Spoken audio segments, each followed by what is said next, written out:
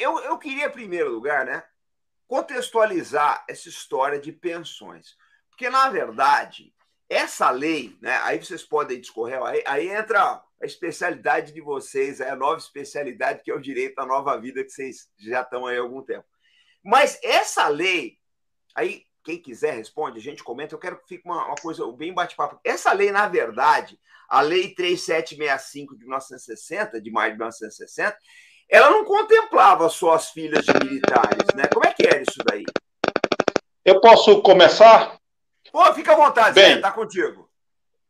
bem, essa lei, a Lei 3765, ela é específica sobre pensão militar, certo? Uhum.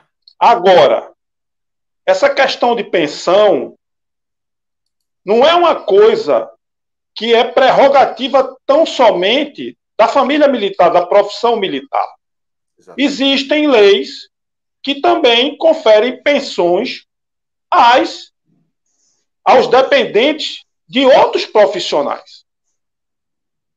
Não é?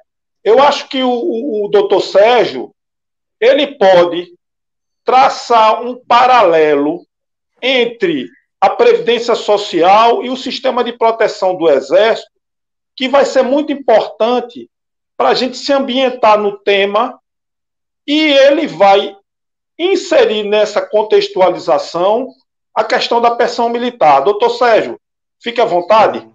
Então é o seguinte, deixa eu só contextualizar uma coisa, eu vou passar para você. Ô, gente, que essa lei ela não está valendo mais, tá? A história que o pessoal acha que as filhas de militares têm pensão ad eterno, ela já caiu, eles vão falar disso ao longo da live.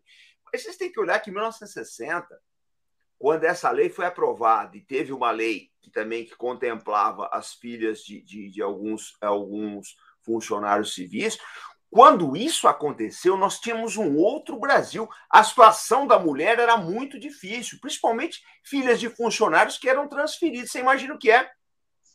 Você, por exemplo, é um funcionário da FUNAI, você é transferido na época para Belém ou para uma cidade lá, sei lá, Marabá. Gente, essa moça, ela sendo a filha dele, sendo transferida de 2 em 2 anos, a vida social dela acabou. Geralmente essas moças não casavam. Geralmente não. Isso é o quadro social daquela época. Vocês não podem pegar achar que o Brasil de hoje, 2022, onde você tem internet, tem celular e bababá, é o mesmo que 1960, cara. Não é. Então a gente tem que olhar isso aí. A lei mudou de lá, o país mudou de lá para cá e a lei acompanhou. Vocês vão ver eu quero colocar isso aqui, tá? Para vocês entenderem o que foi que aconteceu. O Moura, complementa então o que o Zé Batista falou. Não, Tá então, contigo aí já. é importante a gente fazer uma contextualização histórica, né, do sistema de proteção social, não só dos militares, como também do civil no geral. Na época do Império, nós não tínhamos sistema de proteção. Essa é a realidade. As pessoas eram totalmente desamparadas. Então, surgiu inicialmente no mundo militar, logicamente, mas não havia um sistema de proteção social. As pessoas ficavam sem aposentadoria, as viúvas eram obrigadas a pedir recursos para as outras pessoas, né? Tinha a questão da esmola, enfim, era algo terrível. E é logicamente que tudo se inicia no sistema militar, por quê? Porque o militar, ele querendo ou não, ele defendia a corte, né? Ele defendia os interesses da corte. E o imperador, então, ele prestigiava alguns e não prestigiava outros, né? Não era um sistema constituído, como veio com o surgimento da lei em 1960. Né? As primeiras caixas que se remontam na história são chamadas de Montepio, são caixas, Montepio. Isso aí vem da Alemanha, tá? Lá no início, quando se iniciou isso. O Estado começou com Rousseau lá, Revolução Francesa, contrato social, enfim, não se tinha nada. A gente não tinha sistema de proteção nenhum. Isso é importante se destacar. E essa história é uma história sofrida, né, da humanidade.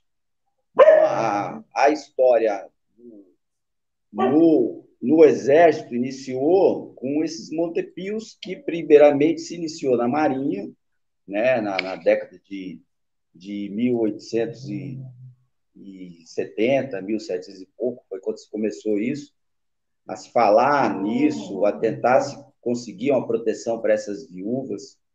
Como o comandante Robson falou, a mulher hoje está inserida no mercado de trabalho.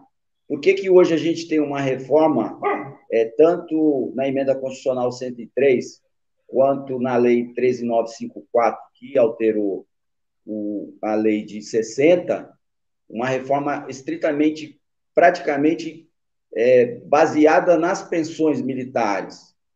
Porque hoje a mulher trabalha, ela tem aposentadoria, né? A mulher hoje está inserida no mercado. Nós vamos chegar. O que eu quero fazer, o paralelo, é o seguinte, como o Batista me perguntou, o sistema de proteção dos militares não é diferente do sistema de proteção dos civis. O civil, ele tem o regime geral, ele contribui, é um seguro. O nosso sistema é um sistema de contribuição, não é imposto. Na Inglaterra, por exemplo, você tem imposto para contribuição social. Aqui não. Aqui você tem que a pessoa é obrigada a contribuir. Ela oferiu renda, ela é obrigada a contribuir. O militar também contribui. Né? Você contribui, eu contribuo, o Batista contribui. E, inicialmente, a lei amparou a filha, mas isso já caiu, como você mesmo disse. A lei continua em vigor, mas ela sofreu diversas modificações.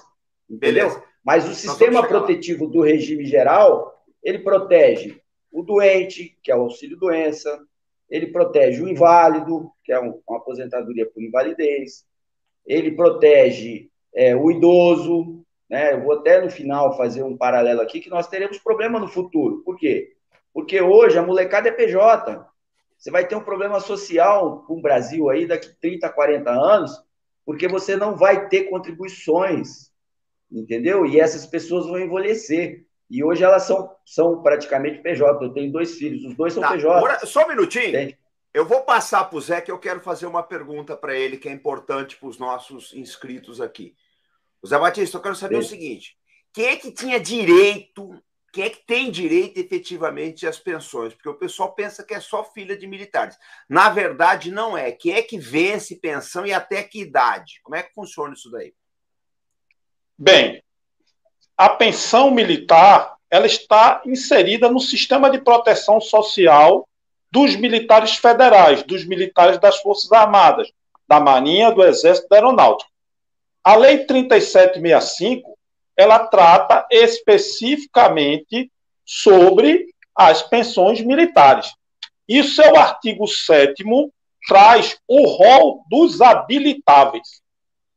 Tá certo? Então, quem são os habilitáveis? Esposa, ex-mulher que recebe pensão alimentícia, filhos. Quando eu digo filhos, é em sentido amplo, tanto do sexo masculino como feminino. Até que idade? Enteados, vamos chegar lá. Enteados, pai, mãe, até mesmo irmão, estão no rol dos habilitáveis. Veja bem, o fato de você estar no rol dos habilitáveis não significa que necessariamente você vai se habilitar à pensão militar. Você pode se habilitar à pensão militar, certo?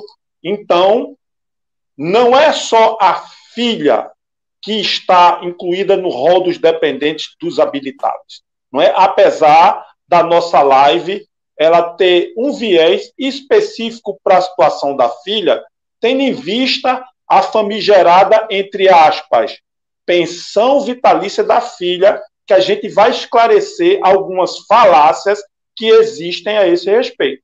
Tá, mas é aí que tá. Eu lembro quando teve, tá?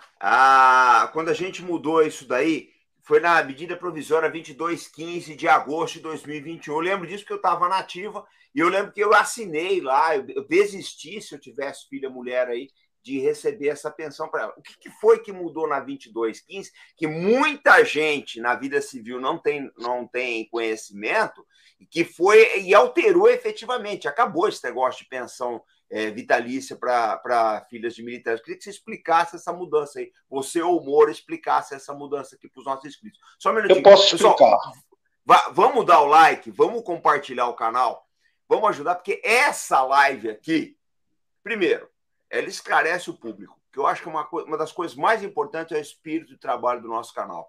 Segundo, também, eu acho que ela ajuda as Forças Armadas, porque nós estamos mostrando um lado que ou o pessoal talvez não ache tão importante mostrar, ou talvez não consiga fazer com tanta habilidade.